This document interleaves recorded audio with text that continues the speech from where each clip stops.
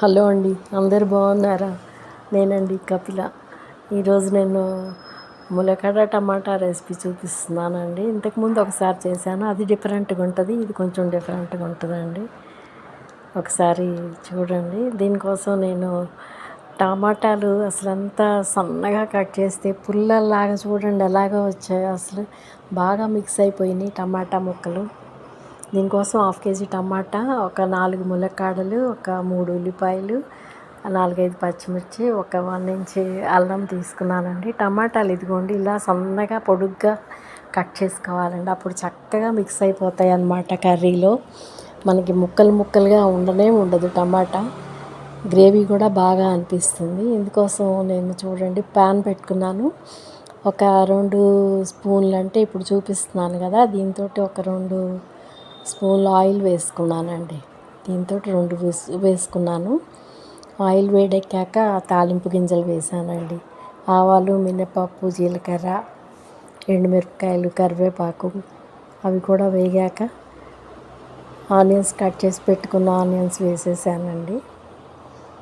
అవి వేగక్కర్లేదండి, కొంచెం అలా వేసేసి వెంటనే నేను ఒకసారి ఆయిల్ పట్టేట్టు కలిపేస్తే సరిపోతుంది. ఇప్పుడు నేను ఇందులో కట్ చేసి పెట్టుకున్న ములక్కాడ ముక్కలు వేసానండి. ములక్కాడలు ఎప్పుడైనా మనం మార్కెట్ నుంచి తెచ్చాక కట్ చేసే పెట్టుకోవాలండి. అంటే మీరు ఒక కాయని 4-5 పీసులు కట్ చేసినా పర్వాలేదండి, లేదా 2-3 పీసులు కట్ చేసి పెట్టుకుంటే మెత్తబడకుండా ఉంటాయి. లేదంటే ములక్కాడలు పాడైపోతాయండి. ఆనియన్స్ వేసాక ఒక 4-5 పచ్చిమిరపకాయలు కూడా కట్ చేసి వేసానండి, మధ్యకి చీల్చి వేసాను.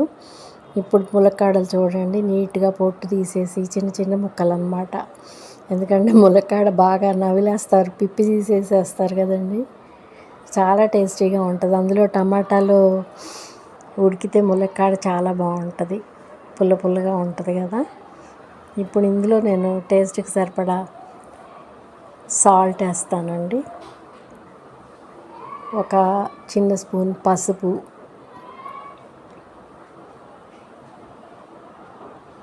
వేసేసి బాగా మిక్స్ చేసి ఇదంతా మీడియం ఫ్లేమ్లోనే పెడదామండి. ముక్క చిదురవ్వకూడదు. చిదురవ్వకుండా నెమ్మదిగా కలుపుకోవటమే. కొంచెం టైం పట్టుద్దండి, మినిమం ఒక 10-12 మినిట్స్ అన్నా పట్టుద్ది ఈ కర్రీ చేయాలంటే. మరి కూర ఇష్టం ఉంటే ఆ మాత్రం టైం తీసుకోవాలి కదా.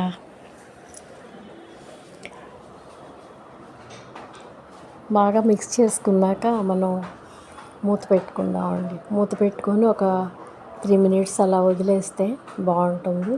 ఇప్పుడు ఈ టమాటాలు కూడా వేసేస్తున్నాను నేను.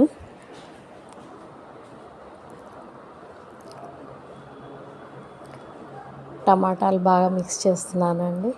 ఇదంతా కూడా మీడియం ఫ్లేమ్లో పెట్టుకుంటే బాగుంటుందండి.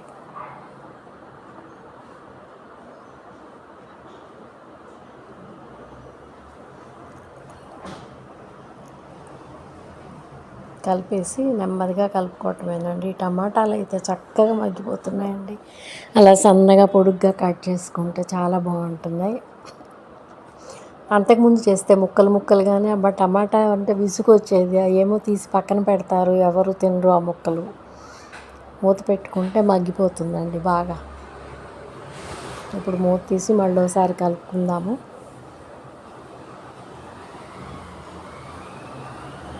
ఇందులో పెద్ద ఇంగ్రీడియంట్స్ అంటూ ఎక్కువేం పట్టవండి. చక్కగా గ్రేవీ కూడా బాగా అనిపిస్తుంది కర్రీ. ఇందులో నేను ఒక స్పూన్ ధనియా పొడి వేస్తానండి. అదే ఇంకా స్పెషల్ మసాలా అంటూ ఏమీ లేదు. ఫుల్ స్పూన్ ధనియా పొడి వేసానండి. ధనియా పొడి వేసి మిక్స్ చేసి ఒకసారి ఒక 2 నిమిషాలు వదిలేద్దామండి.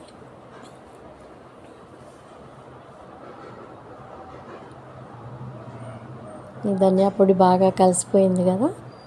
కలిసిపోయాక ఒక ఫుల్ స్పూన్ కారం అండి. కారం మీ టేస్ట్కి తగ్గట్టు వేసుకోవచ్చు. మేము కొంచెం కారం తక్కువే తింటాము, అందుకని ఒక స్పూన్ వేసానండి. స్పూన్ కారం వేసాను, ఎందుకంటే 4-5 పచ్చిమిర్చి కూడా వేసాము కదా, అందుకనే ఒక స్పూన్ సరిపోతుంది అనుకున్నాను నేను. మాకైతే సరిపోతుంది. కొంచెం ఎక్కువ కావాలనుకున్న వాళ్ళు ఇంకొంచెం కారం యాడ్ చేసుకోవచ్చండి, అంతే.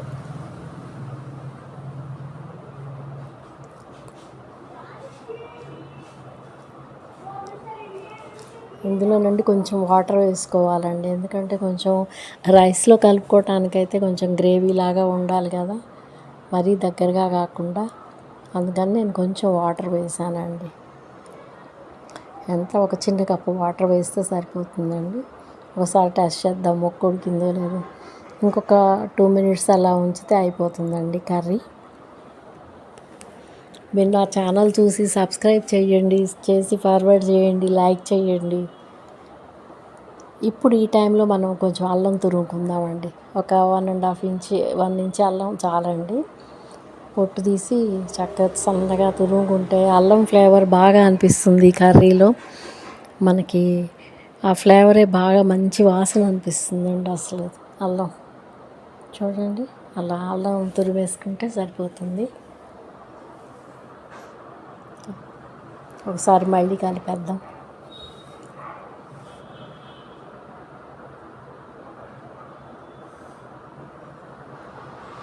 ఇప్పుడు ముక్క ఒకసారి చూద్దామండి. ముక్క మెత్తగా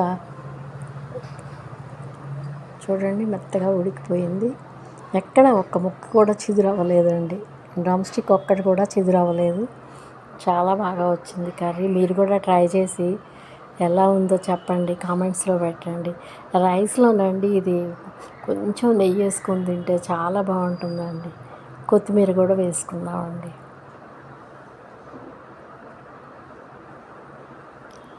కొత్తిమీర వారానికి ఒకసారి తెచ్చి నేను ఒక బాక్స్లో పెట్టేస్తానండి. ముందు తేగానే ఆరబెట్టేసి కొత్తిమీర కొంచెం ఆరాక ఒక ప్లాస్టిక్ బాక్స్లో అడుగున టిష్యూ పేపర్ వేసేసి